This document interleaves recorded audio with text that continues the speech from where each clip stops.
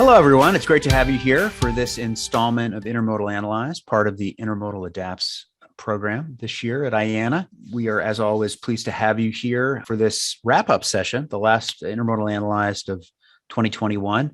I am pleased to announce that we will have Larry back in 22 to do more of these. So we're excited about that, but we can talk about that a little bit more later. I know Larry's got a lot to go through, so I want to make sure we leave him time. But I do want to thank our Platinum Plus sponsors. There are year-long sponsors in the Platinum Plus category that make this session possible, along with a lot of other educational topics and various things that they really kind of go the extra mile to help us out with. So we thank all of our Platinum Plus sponsors very much. So with that, I am going to introduce my good friend, Larry Gross, better known as the Intermodalist to a lot of you out there. He is the president and founder of Gross Transportation Consulting that does a number of things, including some excellent analysis of the intermodal sphere that is available to you through subscription. So with that, I am going to turn it over to Larry and get out of his way. I will come back on the backside and we will talk a little bit more. Well, thanks, Hal, and good morning, everybody. It's a pleasure, as always, to be with you here as we approach the end of a crazy year. Again, my thanks to Hal and the entire IANA team for giving me the opportunity to participate and chat with you folks today. It's always enjoyable, and I appreciate the opportunity to share my views of what's happening in this very interesting business. So to start it off with, I guess what I'll call a pretty understated title here, 2021 has been a unique year.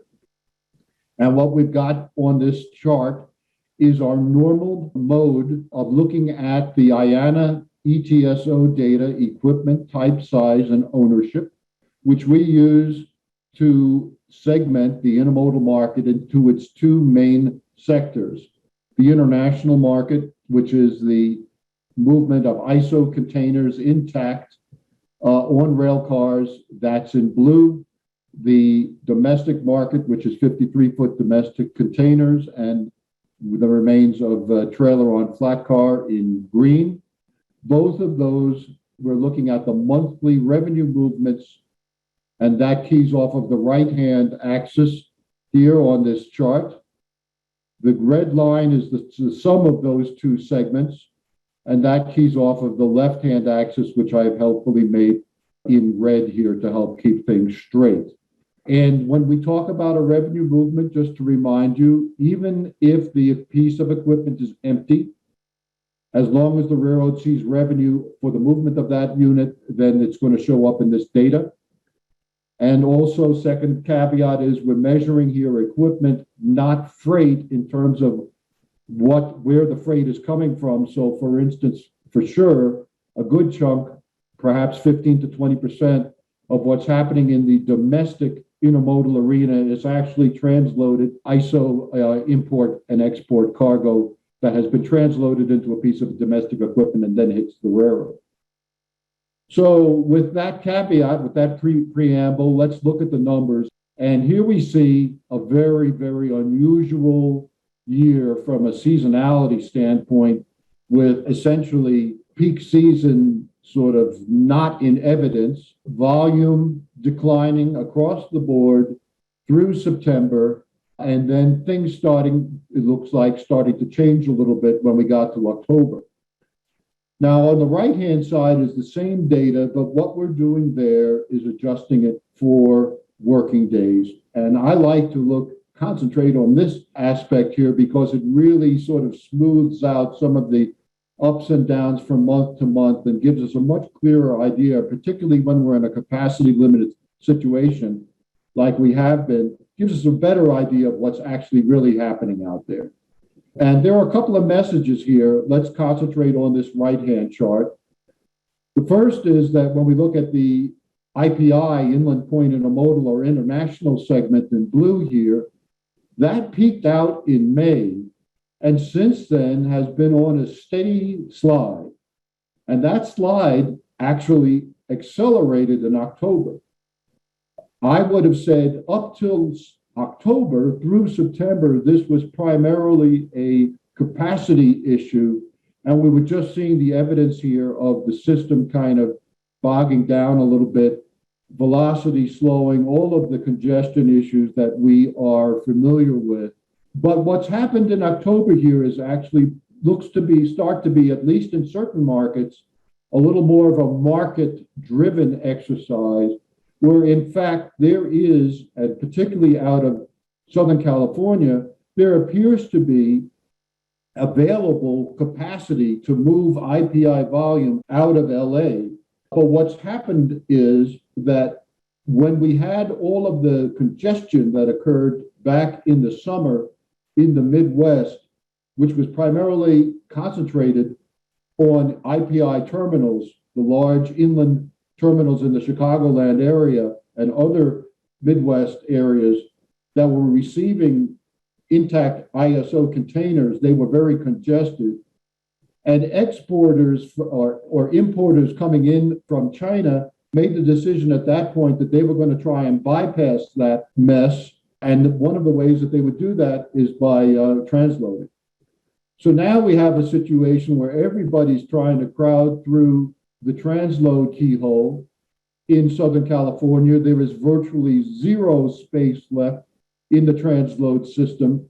And at the same time, IPI capacity appears to be going begging to a certain extent. So this is a situation that we've seen time and time again, a supply chain disruption, where decisions are made that make complete sense at the time, but because of the lead times that are required, and because everybody kind of reaches the same logical conclusion at the same time, by the time the rubber hits the road 2 months later, the situation has changed. And that's kind of, I think, again, what we're seeing right here, which is a good piece of news here, that it looks like in terms of the productivity of the domestic intermodal arena, that we actually kind of finally broke out of the range that we were running in more or less since March. If you look at the sort of the loads, revenue moved per day, it kind of settled down to a lesser extent than did the international side. Part of it being that it never, after the disruption that we saw here in February, which was mainly, I'll call it a polar vortex related service disruption, we never quite made it back up to the levels that we were seeing late last year. So we started at a lower point. It actually drifted down a little bit, then kind of leveled off here at a relatively low point. But now, finally, here in October, we're seeing a little bit of a breakout to the upside. So that is good news, I think, in terms of the potentially the productivity of the domestic intermodal system, and maybe some of those new boxes are finally filtering in as well from overseas. If we look at it from a year-over-year standpoint, you can see that the difficulty that we've had here as we've worked our way into the fourth quarter from the third quarter, falling well behind prior year. And the exact numbers for October was that the IPI side was 12.8% behind prior year, domestic about 7.3%. And the overall number, 10% decline year over year. So we certainly have had some trouble maintaining, even matching the levels that were being achieved last year at this time. And that is purely, I think, a function of the operational capacity issues that the system has been working through, and not a lack of demand, as you might expect in a normal year. And the other thing that you can see on this chart is so clearly is that, we had this huge year-over-year gains during the middle part of the year when we were actually lapping the pandemic shutdown. It's because we have this baked into the year-to-date number that I don't think the year-to-date volumes are going to be particularly meaningful because you really have sort of a mix here of a very positive period during second quarter and some into third quarter combined with not a very pretty picture here as we move into the fourth quarter. So I'll be looking much more at what the fourth quarter numbers will be in terms of where we go from here. The other source of data that we use is the AAR data. That doesn't have the granularity that the ETSO data has, but it does have the advantage of being extremely timely. So what we're looking at here is the weekly North American total intermodal originations. The dark black line is the weekly numbers. The purple line is the 4-week moving average. And you do see these, because this is a weekly number, you see the effect. This is not adjusted for holidays. So you can see the effects of the holidays very clearly. This one is July 4th weekend. This one is Labor Day. This one is Thanksgiving. What you're seeing here is a level situation going through what would normally be our peak season. So a very clear indication of the sort of the operational ceiling in the North American intermodal sector encountered. And that ceiling has really yet to be broken in an overall way. If you look at what's happened in the most recent week, we'll get the numbers. This is actually 2 weeks ago. We'll get last week's numbers tomorrow morning. So this is looking at, here we are at Thanksgiving. This is the week after Thanksgiving, where you see a partial rebound back to where we were prior to the Thanksgiving holiday. We did not make it all the way up there. But if you looked at this number by geography, the US number actually made it all the way back up, but the Canadian number didn't by a long shot.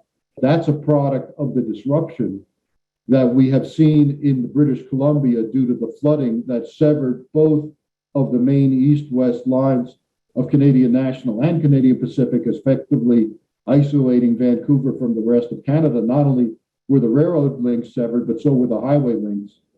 There's been some pretty heroic efforts made to reopen those lines, and they have been reopened to at least a limited extent. So we're starting to see, I think, and I expect to see in the numbers that come out tomorrow, a bit of a recovery in the Canadian situation, but it was pretty severe last week.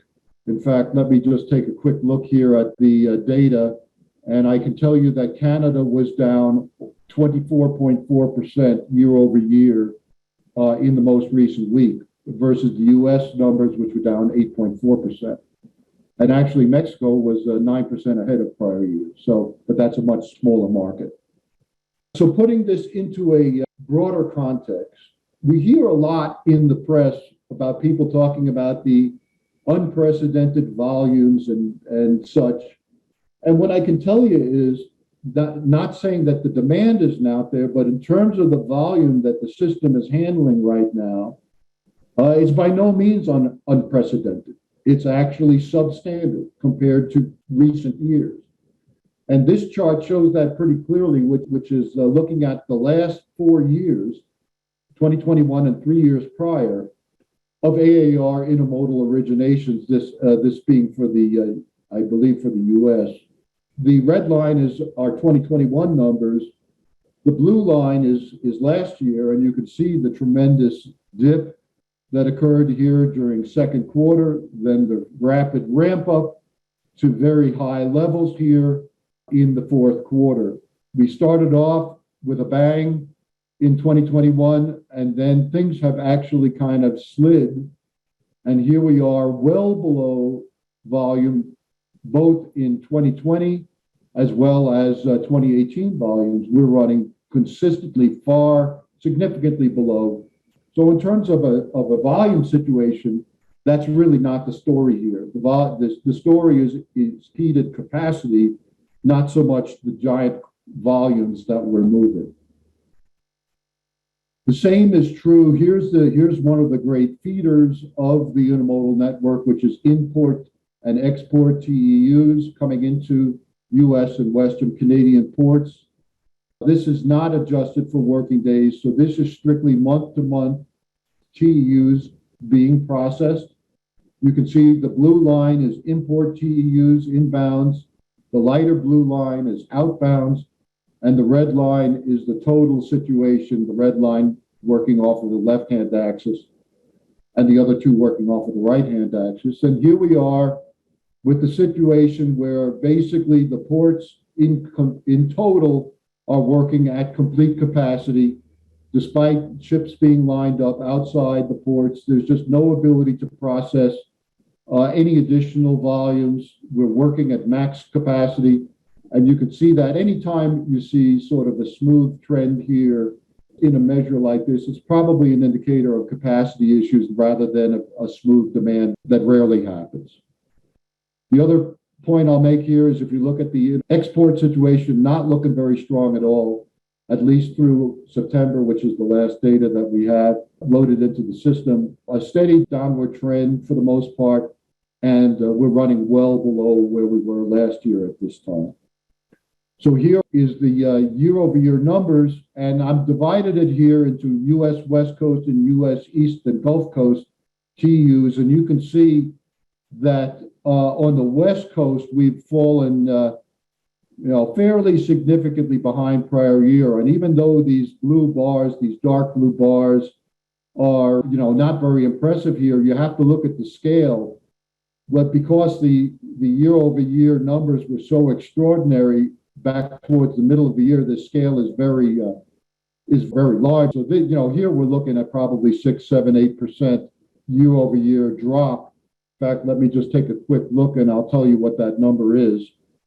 For October, 4.6% decline year-over-year in import TEUs processed on the U.S. West Coast versus prior year. So even though we have ships stretched out halfway across the Pacific, volume is actually down year-over-year because the ports are not working as efficiently as they were before. The same thing is not true on the U.S. East and Gulf Coast ports, where you're actually seeing still an improvement, about 2.6% improvement year-over-year in October in terms of volume, which doesn't sound very impressive, but considering what we're comparing it to, what it says is that these ports have been more successful at holding their own from a capacity standpoint, from a processing standpoint. And so we're also, of course, not seeing the same kind of vessel backups here that we are, particularly in ports of LA and Long Beach. So here's an important chart from an intermodal perspective, which is that because of the congestion that we're seeing on the West Coast, we're starting to see a resurrection of a trend that was well in place before the pandemic disruptions, which is a west to east shift. And that shift is fairly pronounced, as you can see here in the second half of 2021. We're looking at the share of North American inbound TEUs that are being handled by East and Gulf Coast U.S. ports. So everything from Boston down to Miami, around the tip of Florida, and all the way over to Houston and the Texas coast. So the yellow line here is the 12-month average share that's being accounted for by these ports, which was somewhere just about 49.3%. And you can see that we've been well above that for the last 5 months, and I expect this trend to continue. So from an intermodal perspective, this is not really necessarily a favorable development because intermodal share off the East Coast is smaller, length of haul is shorter, and of course, if you're one of the Western railroads, this is not a trend that you're particularly excited about. The Eastern railroads are a little bit more ambivalent because they see the haul either way. But obviously, if you're running between Chicago and LA, this is not really a favorable trend. And when we look at the participation of intermodal in the inbound TEUs, you can see that this has really taken there's been a long-term sort of downward shift or a downward drift, I'll call it, in the amount of TEUs versus handled on the intermodal system versus inbound TEUs. And that, if you go back to 2014, 2015, that ratio was about 0.75 or so. And now it's getting down into the low 0.6 range. And we've seen a big drop here just in the last couple of months. And that's strictly because the stuff's got to move. And if intermodal can't move it, we're already maxed out capacity-wise, well, it's going to go truck. So we're definitely seeing some evidence here. I don't think it's a long-term situation, but we're seeing evidence here of diversion from intermodal to truck on import cargoes. And this is a bit of a role reversal because normally, in a normal world, intermodal is operating as a safety valve for trucking, but this year trucking is operating as a safety valve for intermodal. So there is going to be some rebuilding that has to be done here. And here's some evidence of that. If we turn to the domestic side, domestic container, Certainly, we have seen some real velocity issues, equipment velocity issues, which has chewed up a lot of the available capacity in the domestic container fleet.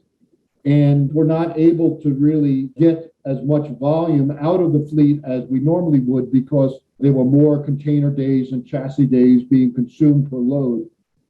And that's particularly true, I think, on the rail side of the equation, meaning the rail-owned domestic container fleet.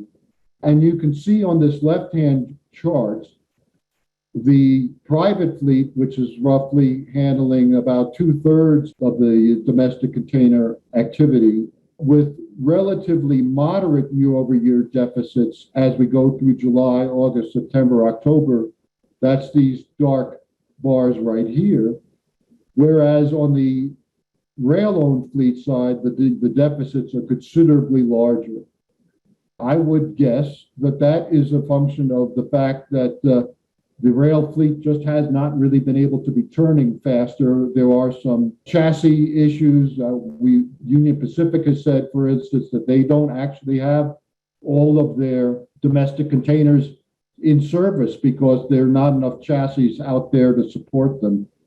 And of course, the domestic chassis situation is quite impaired at the moment. I'm hearing a lot of anecdotes very lately of there being some real issues still with the domestic chassis supply, which continues to, I'll say, have some negative effects in terms of the ability of the fleet to process the volume that's being offered. Now, we are seeing some of the new equipment, at least on the container side, arriving. Chassis supply is problematic because a countervailing tariff duty was put in place on Chinese manufactured chassis last year, which has now caused all of the chassis production to be sourced domestically. And the domestic chassis providers, chassis manufacturers, have been trying to spool up their production, but they're encountering the same kind of manpower and material shortages that we're reading about for the rest of the economy. So certainly it's been a bit of a challenge to get the new container chassis into the fleet that are being ordered and being demanded. And that's going to continue, I think, to be a constraint for the near future. On the right-hand side, you can see where this all shakes out is that the domestic sector, the domestic-owned containers, the folks like J.B. Hunt, or now folks like Schneider or FedEx or UPS, anyone other than a railroad, and this importantly now includes selected BCOs, including Walmart and Amazon, that the share of intermodal domestic container activity that's being accounted for by these privately owned units has increased significantly here in the second half of the year. And the overall trend is rising, meaning that it is more important, it is becoming a more important sector, and the rail-owned domestic container fleet, which is not seeing new investment and hasn't for a number of years, is declining in terms of its percentage participation. We turn to the service side, and we do have stats with the STB that the railroads report, which at least talks about what the line haul situation is with regard to the intermodal network. And these stats are providing a little bit of a mixed picture. The red line here is the most recent data for intermodal average train speeds across the system. And this is all US. This excludes Canada or Mexico. And we kind of struggled. We were running for much of this year well below the 5-year average, which is that sort of medium blue line in the middle in terms of average speed, and way below last year, which was that purple line, which was way up there, certainly in the middle of the year when there was lots of room on the network. Came down, but still remained well above average last year, right through the end of the year. We came out okay in the early part. If we look at the left-hand side of this chart, we came out okay, but then things kind of went downhill, particularly when we got into that polar vortex situation. And then there just was no recovery in average train speeds until fairly recently. We struggled up to the 5-year average, kind of have fallen back behind, and now we're back up. So we're kind of in the 5-year average range just recently. So a little bit of, I guess, moderate good news there. If we look at the other two stats that are reported to the STB, intermodal trains being held for various reasons. This could be due to lack of locomotive power, lack of crews, or other other category. This was off the charts here earlier in the year. The number has come down steeply, and now I would say we're kind of operating maybe a little bit worse than normal, but not meaningfully so. The other measure that's reported is the number of loaded intermodal cars that haven't moved for 48 hours or more. And here the picture is not nearly so good. We look at higher numbers here are a bad sign. So we're seeing higher numbers than normal and numbers that are increasing in terms of cars that are not moving for 2 days or more, despite the fact that they're loaded. So I would say from a service picture, the picture looks a little bit better than it did earlier in the year, but is nothing to write home about. The other piece of the puzzle here from an intermodal perspective is that we have to get this equipment to and from the rail, and our drayage carriers are the ones that do that. And here we're still seeing a situation of deep distress as measured by our proprietary drayage demand index, which Gross Transportation Consulting puts out with the support of our friends at drayage.com. And we're measuring here the clicks across these 21 individual major intermodal metros and comparing that to what's normal. You see a big dip here. This is the Thanksgiving holiday. That doesn't have much meaning. What is significant is it has jumped up here a little bit more than the very high levels that we were already at. Anything above a level of 200 is considered in normal times tight situation. So here we're kind of off the charts in terms of the demand that the system is under, and we're not really seeing, I guess, signs of significant improvement. If you look at the map here, you can see these red dots are the areas of particular demand, and there are some other areas where things are not quite as extreme, and those lack the red dots, and those are mostly inland locations. Drill down a little bit, we can see that here on the left-hand side is the drayage demand index for Chicago, which has declined from the peak craziness that we saw back in the summer when it was making all the headlines, and the Western railroads, in fact, all the railroads were metering volume into Chicago to try and get the system stood back up on its feet, which has been successfully accomplished. And so now we're seeing a situation here where demand versus capacity is in a tight situation, but by no means abnormal. The same can certainly not be said for LA Long Beach, which is at astronomical levels here. The only good thing you could say it's a little bit let down from the ultra astronomical level that it was not too long ago. So perhaps maybe we're starting to see a little bit of a sign of improvement, but still a very, very severe situation. We have an interesting situation happening right now in the Southeast, and this numbers are good through the end of last week. We've seen a spike up of almost unprecedented levels here in Charleston, whereas Savannah has been not quite as extreme.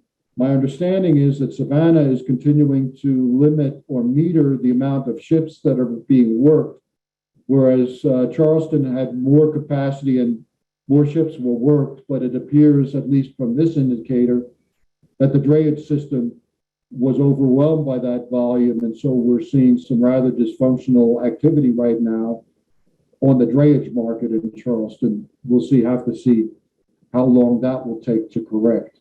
So we try and put all of this together, and where the headline is here is in terms of intermodal share. This measure is signaling that a lot of damage has been done by our inability to meet the market's requirements here in 2021. Not irreparable damage, but damage that is certainly going to take some work to repay or to reclaim. What we're looking at here is the share of the long-haul U.S. drive-in and truckload market, long-haul in this case being defined as 500 miles or more, We're looking at the share that's being accounted for on the left-hand side by intermodal movement in domestic pieces of equipment, and on the right-hand side by intermodal movements of ISO containers. If we want to take the overall intermodal share, we simply add these two numbers together. But because they run according to different criteria, I like to look at them separately. And the more significant one here, I think, is the left-hand chart, which is the domestic, because that's where the rubber hits the road in terms of competitiveness with highway. The right-hand side is affected much more by what the state of import-export flows are relative to our conventional domestic GDP, and there are a lot of other influences that go into that. But if we look at the left-hand side, and we start at the left-hand side of this particular chart, you can see that as we went through 2012, 2013, 2014, 2015, we were at the very end of what I call the domestic intermodal's golden growth era, when the railroads were laying on new services and new terminals and investing in corridors and trying to really grow intermodal. That period came to an end here in about 2015, and domestic intermodal share pretty well flattened out for a couple of years before spiking up in 2018 when the ELD crisis hit. But that spike was short-lived. The trucking industry found the drivers that it needed, and the dislocation eased. In 2019, truck capacity was ample. In fact, probably a little bit more than ample, which created more difficult conditions from a competitive standpoint for intermodal. And that coincided with the beginning of the transformation of the intermodal system due to PSR, and a lot of freight was deliberately shed, demarketed, terminals were closed, secondary lanes were closed, steel wheel transfer was abated, and so volume went back to the highway, and you can see that effect in a 1, 2, 3, 4, 5 quarter drop in market share of fairly significant proportions. That situation bottomed out in 2019 in the third quarter, and we began to see a slow improvement, not terribly significant, but at least it was stable and improving a little bit until we got to the disruption that was incurred by the pandemic. A huge jump up in share during the early stages of the surge when intermodal had capacity and truck didn't. That situation persisted for the third and fourth quarter of 2020 of last year, followed by a tremendous drop in share as intermodal bumped into its capacity ceiling and truck began to be able to recruit more drivers and spool up. So we saw a big drop in 2021, first quarter, stable in the second quarter, and then a further yet drop here in the most recent quarter, Q3. Not exactly the same situation here on the international side, but again, we're looking at the lowest readings here in Q3 that we have in some time. And if we look at the total intermodal share, it stood at 11% in the third quarter, which is, you have to go all the way back to the end of the Great Recession in order to see numbers like that. Now, will this could be the new normal? I don't think so. I think that what's happening here in 2021 is a sort of an outlier in terms of capacity issues impacting share. When capacity comes back, I expect share will recover, but not up to here. We would be fortunate if it recovers back up to here where things were in 2019, because frankly, I don't see anything that's fundamentally changed in the system since 2019. So I don't see a reason to expect share to be anywhere significantly above this. And frankly, it's going to take quite a bit of work to get back up to these levels. But that is, I'll say, a silver lining in terms of where we are right now, that I do think there's going to be some recovery here once we get our operational house back in order. So then the question is, where do we go from here? And here's a cautionary tale. This is a survey that was conducted during a talk that I made to in this case, it was the BNSF Supply Chain Summit in June of 2018, which was at the very, very height of the ELD crisis. And the question was asked of this very distinguished group. These were all supply chain leaders, major customers of a Class 1 railroad, And we asked them, we said, and I want to focus on this set of bars right here. We asked these folks in June of 2018 that if you were to make a prediction at this point in time, what the truck capacity is going to be in 2019, how do you think it will compare to what it is right now here in June of 2018? And 57% said it was going to be tighter, and 39% said it was going to be about the same, and only 4% said it was going to be looser. And of course, now with 2020 hindsight, we know that it was this 4%, this lonely 4% here, that got the number right.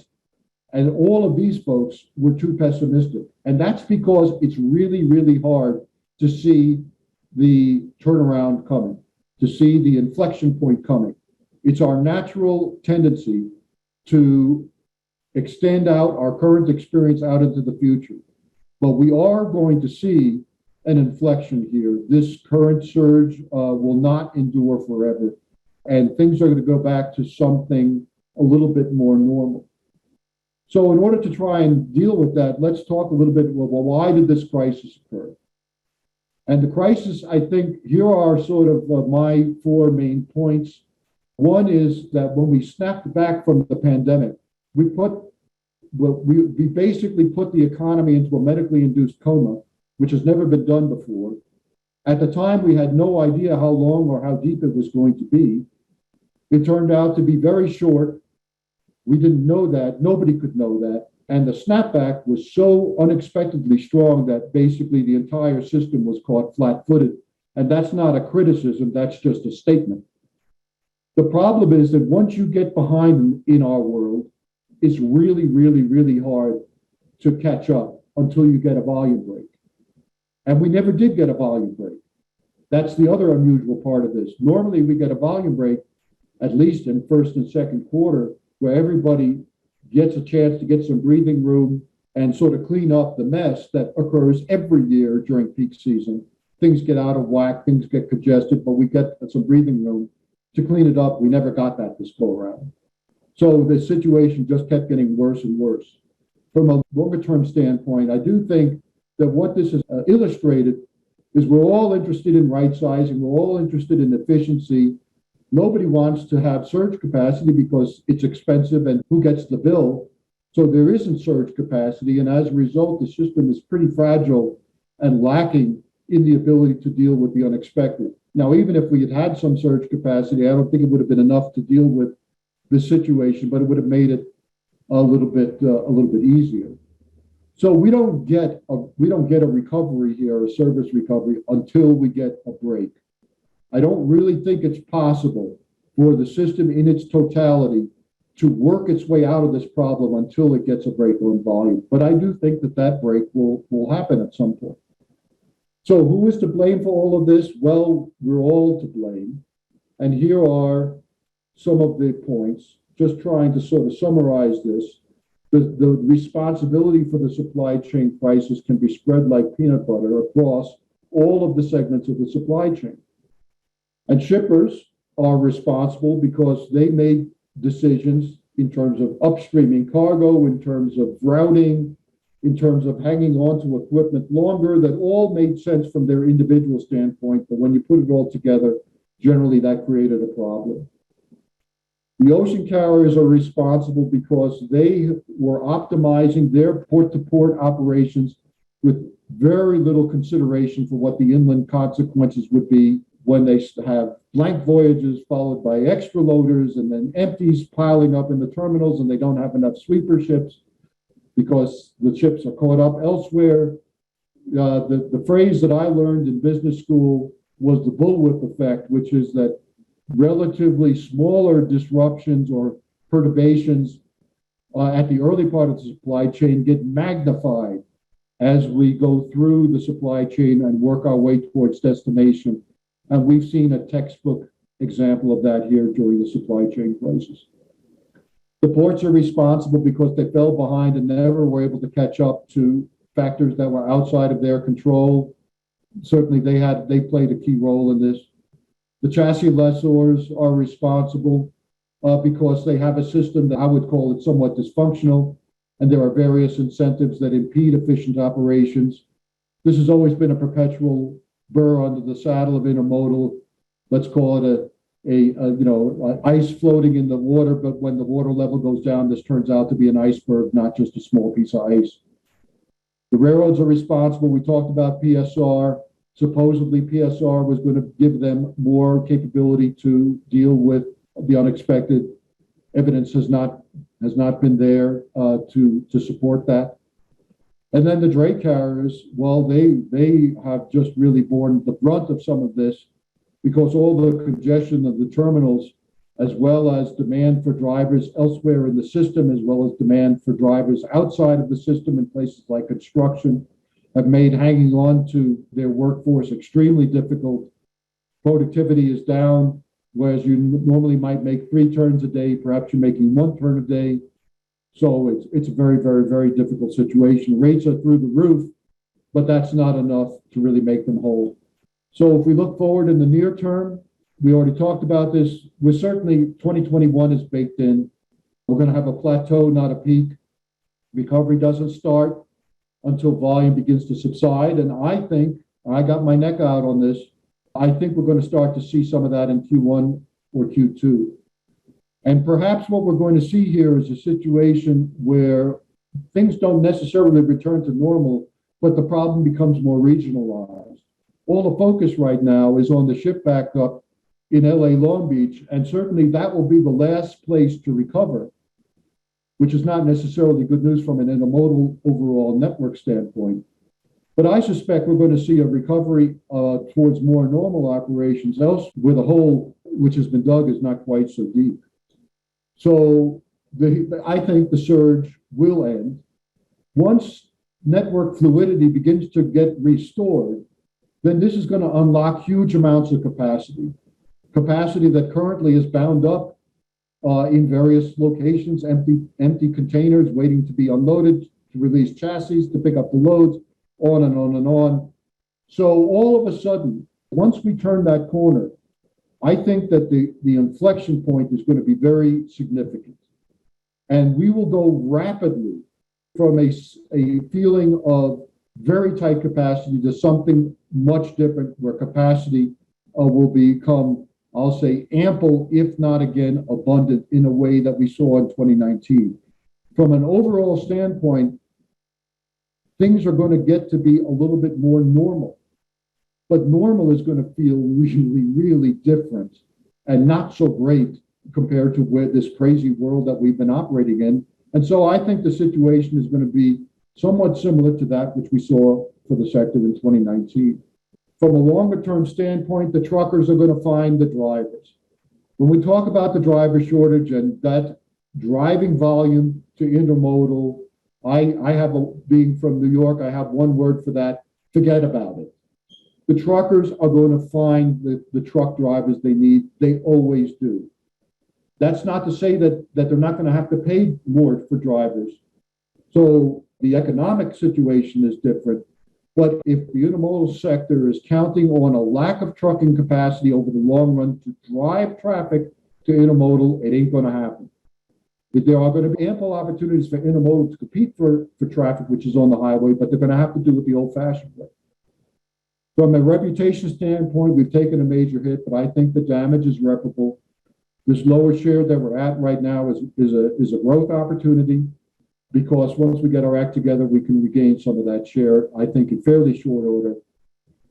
But my closing messages here are that if at the end of all this we go back, we say, shoot, glad that's over, this once-in-a-lifetime event, and we go back to doing business as we did before with no changes, that will be a major failure from an overall intermodal sector standpoint. There are many givens, and I put that term in quotes here, that now are being re-examined. And those are items like just in time, which is going to have a little bit of a just in case inventory added to it. And globalization, and we've talked about this before, where will the volume be coming from?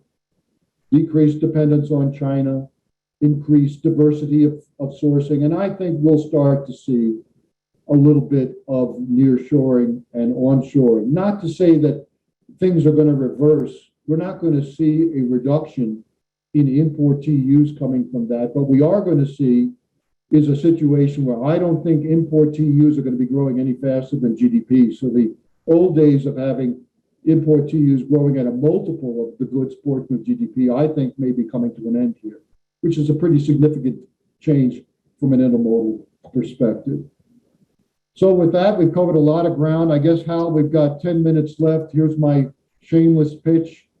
We would love to get some of you as our subscriber to get this kind of data on a monthly basis with our Intermodal In-Depth PDF publication, where we go through all of this in quite some detail. And as well, we put out the weekly flash updates with the latest AAR numbers. So we can get you into that for as little as $200 for 6 months. And go into that link there at intermodalindepth.com to subscribe.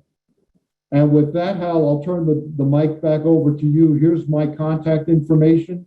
If you have questions, want to give me a call or email me, or you can follow me on Twitter at I am the Intermodalist. So Hal, thanks again for the podium. I hope we've given some food for thought for the audience, and look forward to any questions they might have. Absolutely. Larry, thank you so much. First and foremost, thanks for this update on the numbers and what amounts to a sort of an early digestion of the year in review. A couple of questions. Here's one, talking about some of the dynamics that contributed to the challenges in 2021. And this one calls out specifically the Ever Given's blockage of the Suez Canal. It's sort of a two-parter. One is, do you think the Ever Given catastrophe in the Suez this past February contributed to the overall supply chain crisis? And then what kind of risks continue to exist with these super large cargo ships transiting fairly narrow and busy waterways?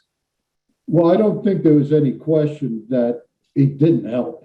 Any and all of these disruptions, the Ever Given caused, I'll say, a ripple, more than a ripple, a wave, a trough, and then a wave of volume arriving on the East Coast. And that volume, that wave, just as we talked about the bullwhip effect, created capacity issues at the ports. The volume was not lost; it was simply delayed, and then arrived in a larger wave. That didn't help. But if the Ever Given did not happen, we would have still had a problem, right? So this is a death of 1,000 paper cuts with regard to the supply chain crisis here. I'll take the liberty of broadening out that second question a little bit. I mean, certainly, you have these huge ships trying to get through the Panama Canal or trying to get through the Suez. There's always the opportunity. We didn't mention the fact in the presentation, but if we talk more in terms of general disruption, certainly one of the things that's looming is labor disruption on the West Coast with the ILWU contract coming up in July. So that's one reason why I firmly expect that this west to east migration is going to happen, at least in the short run, because why wouldn't it, to the extent that it's possible? And we now have a situation where probably you're not really losing any time going to the East Coast, because the backups on the West Coast are such that it kind of equalizes it from a time standpoint. So I really expect that. The other issue with these large ships, and it's one that's been in place forever, is we've really seen the ports have just reached their limit and actually exceeded their limit in terms of their ability to deal with the peaking problems that these giant ships are creating inland and upon arrival and departure.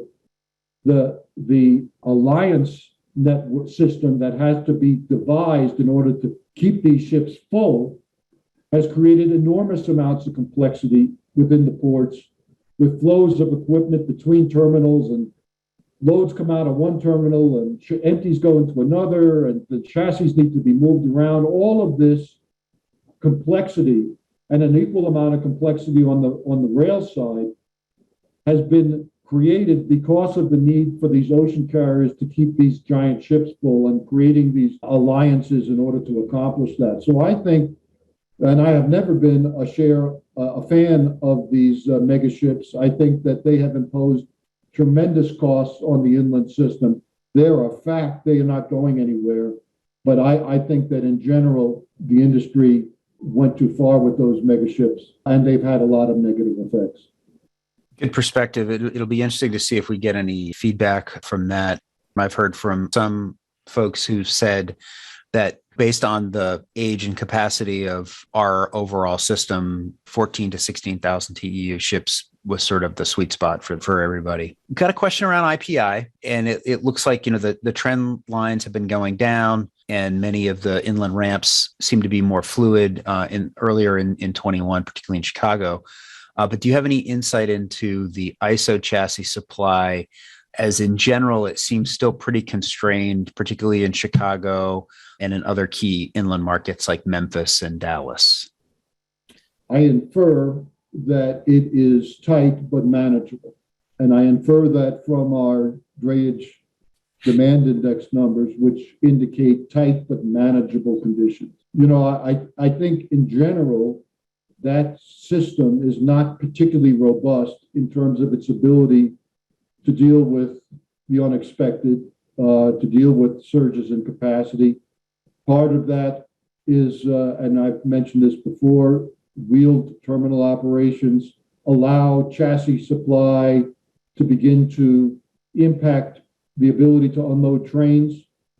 And so the railroads are always going to prioritize getting the trains unloaded in order to try and avoid that contamination creeping back up the supply chain to the other end of the network.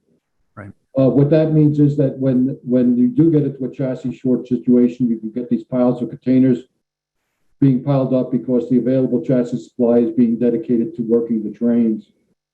So I think a more grounded operation, which they ventured into in some locations out of necessity here during the crisis, on a more ongoing basis, on a more engineered basis, might be a way to ease that chassis situation.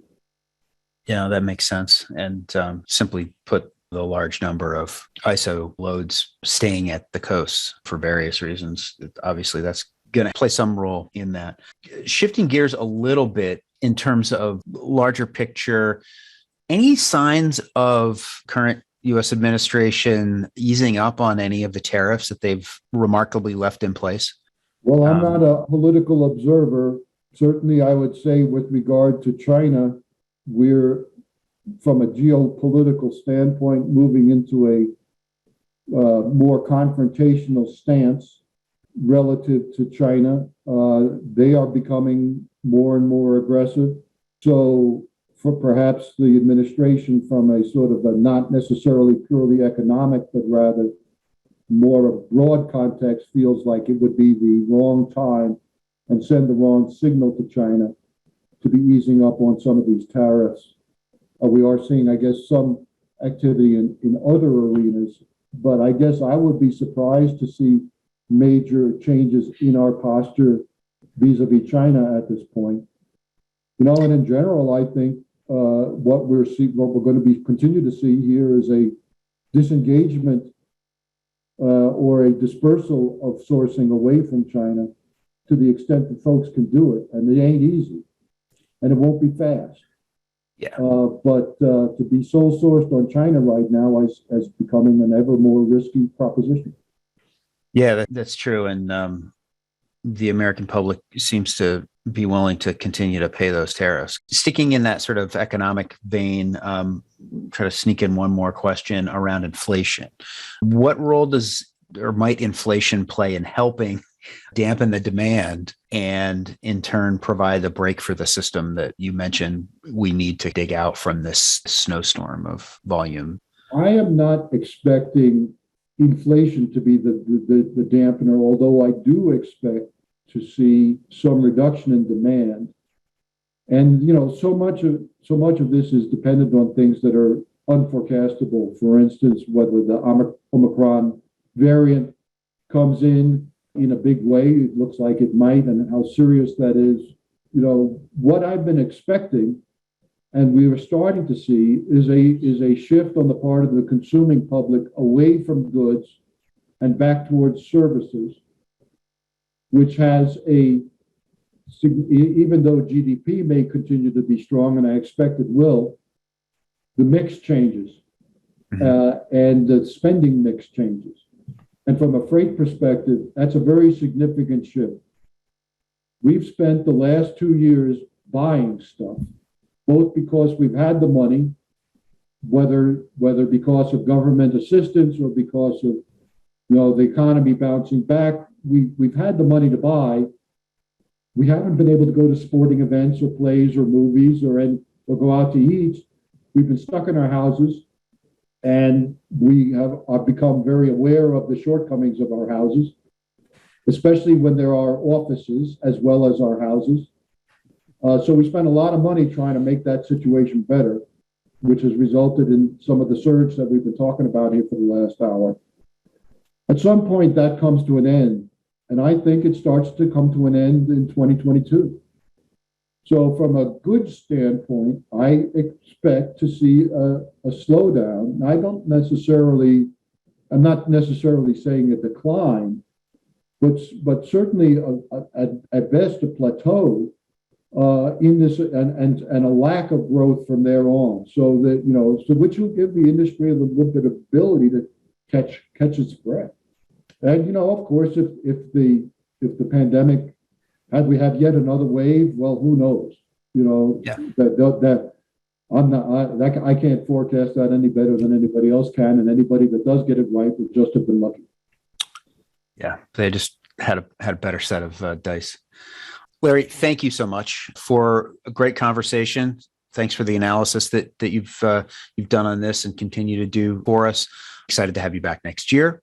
I will send folks over to intermodal.org/data and statistics to take a look at both the volume analyzer that Larry mentioned earlier, the ETSO database, and also don't forget to check Larry's work in his various forms. Thanks for a great job this year, talking us through what's been a kind of a roller coaster of all sorts of different kinds of news and setting us up for next year. Well, Hal, it's been an absolute pleasure. Thanks for the opportunity, and I want to wish all of the listeners a great holiday. And here's on we go to 2022.